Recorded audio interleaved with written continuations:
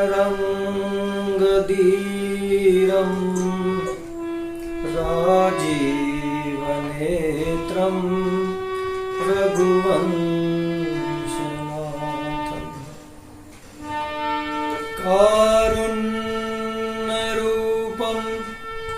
करुणाकरं तं श्रीरामचन्द्रं शरणं प्रपद्ये। मनोजवं मारुततुल्यवेगं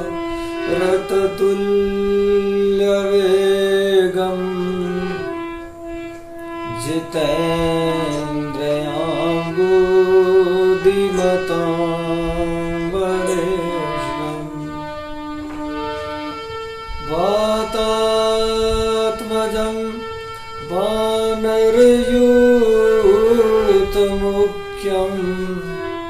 श्रीरामदूतं शरणं प्रपद्ये। श्रीराम जय राम जय जय राम। श्रीराम जय राम जय जय राम। गुरुर्ब्रह्मा गुरुर्विष्णु गुरुदेवो महेश्वरा। गुरुर् साक्षात् परं ब्रह्म तस्मै श्री गुरुवे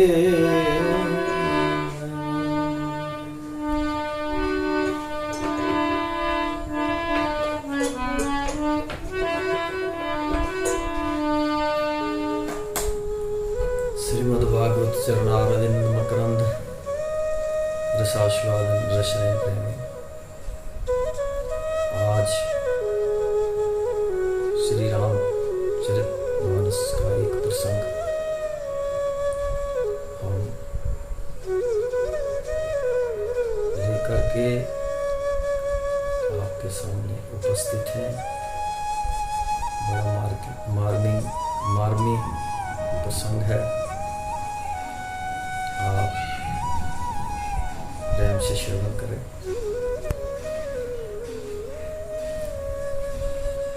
सच्चिदानंद भगवान की जय। ये सुंदरकांड का 37वां दोहा है। आज का विषय होगा विभीषण शरणागति। इस पर ध्यान देना। विभीषण जीव है। सोने की लंका माने शरीर। सोने की लंका जो है वो समुद्र में है। मनुष्य का जीवन भी संसार समुद्र में। विभीषण रावण के अधिकार में है। जीव भी मोह के आश्रित है। जीव पर मोह का शासन है। मोह जैसा चाहता है जीव को वैसा करना पड़ता है। और जब तक जीव मोह से हटकर ईश्वर की शरण में नहीं आता तब तक जीव का कल्याण नहीं होगा। जीव को मोह छोड़ना पड़ेगा और मोह की निवृत्ति हुए बिना शांति का दर्शन नहीं हो सकता। मोह जो है ये भजन में बाधक है। विभीषण को हर तरह से छूटी है।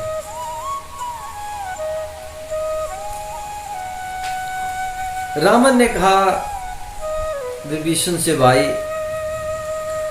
तुम जो चाहो करो, बस एक काम नहीं। ध्यान से श्रवण करना।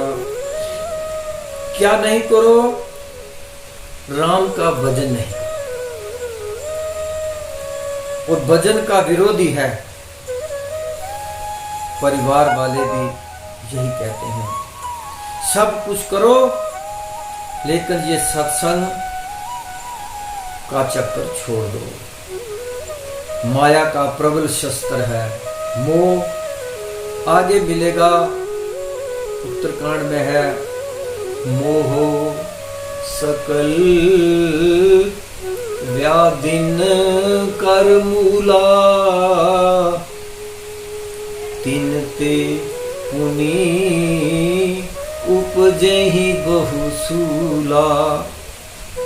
समस्त व्याधियों की जड़ है मोह। मैं और मेरा, इसी का नाम मोह। स्कंद पुराण में एक श्लोक मिला, मम माता मम पिता गृहम गृहिणी मम एक धनम मे सर्वम समो इति कीर्ति तः। मोह किसको कहते हैं? बोले मम माता, ये मेरी माँ है। मम मित्र, मम पिता, ये मेरा पिता है, ये मेरा दोस्त है। गृहम, ये मेरा घर है। इदम गृहिणी, ये मेरी पत्नी है। ये पुत्र मेरा है। ये मकान मेरा है। ये दुकान मेरी। इसी का नाम हो। ईश्वर को मैं मानना, शरीर से संबंध मायने वालों को मेरा मानना, इसी का नाम मोह। और यही समस्त अनर्थों की जड़ है। जीव को भौतिक संपत्ति क्यों न मिल जाए? सारे संसार की भौतिक संपत्ति मिलने के बाद भी जीव को तब तक शांति नहीं मिलेगी जब तक वो भगवान की शरण में नहीं आए। रावण विभीषण को हर प्रकार की सुख सुविधा देने के लिए तैयार है। भजन छोड़कर, पर जीव में यदि विवेक होता है तो जीव हर सुख छोड़ने को तैयार हो जाता है। कि कई अम्बा ने सोचा था मैं अपने बेटे के लिए राज मांगकर सदा के लिए सुखी बना दूंगी, मैं भी सुखी हो जाऊंगी। व्यक्ति कुर्सी का सम्मान करता है। आज राम का सम्मान हो रहा है, महाराज दशरथ का हो रहा है।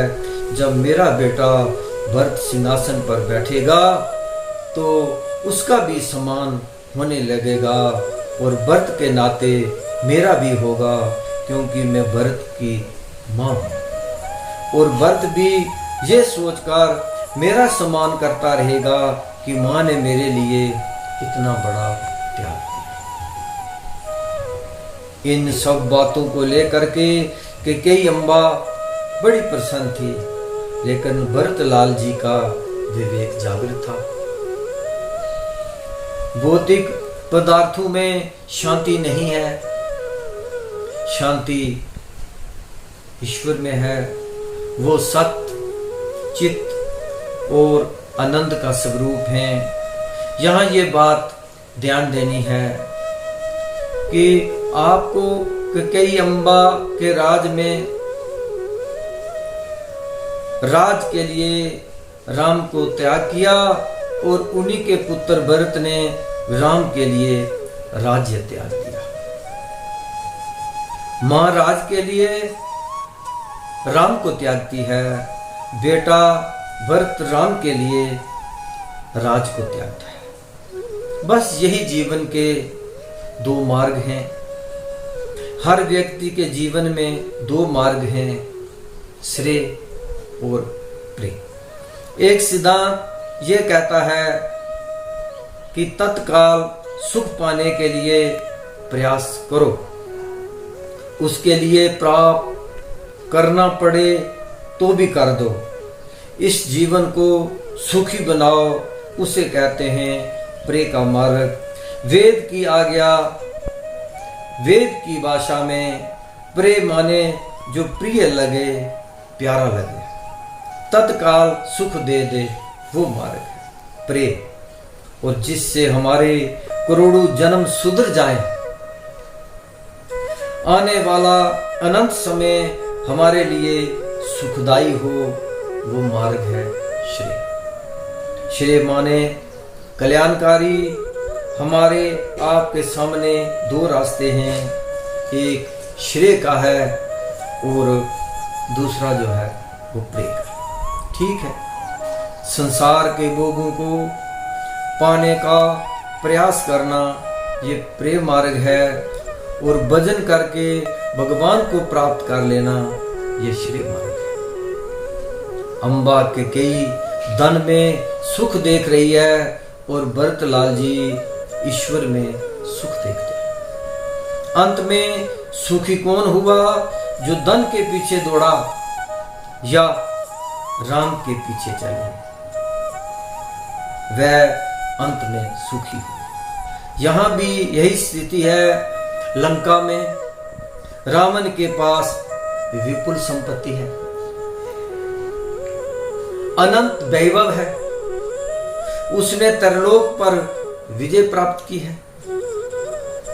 और रामायण में लिखा है कि ब्रह्म सृष्टि जहां लगी तनुधारी, रामन वसवर्ती नर नारी।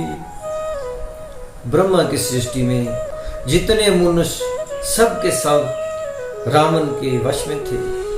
मानो तीनों लोकों पर रावण का आधिपत्य, स्वामित्व है। संपत्ति कितनी थी? रावण के पास बोले लंका सोने की है, इससे अनुमान लगाया जा सकता है कि संपत्ति कितनी होगी। जिसके मकान सोने के बने हों उसकी संपत्ति कितनी होगी, उसकी संपत्ति कितनी होगी अनुमान लगाओ। तीनों लोगों पर शासन, संपत्ति बेशुमार और पत्नियां। तुलसीदास जी कहते हैं कि हम गिन के बता नहीं सकते कितनी, बस इतना ही बताएंगे बहुत हैं। देव यक्ष गंधर्व नर, किन्नर नाग कुमारी,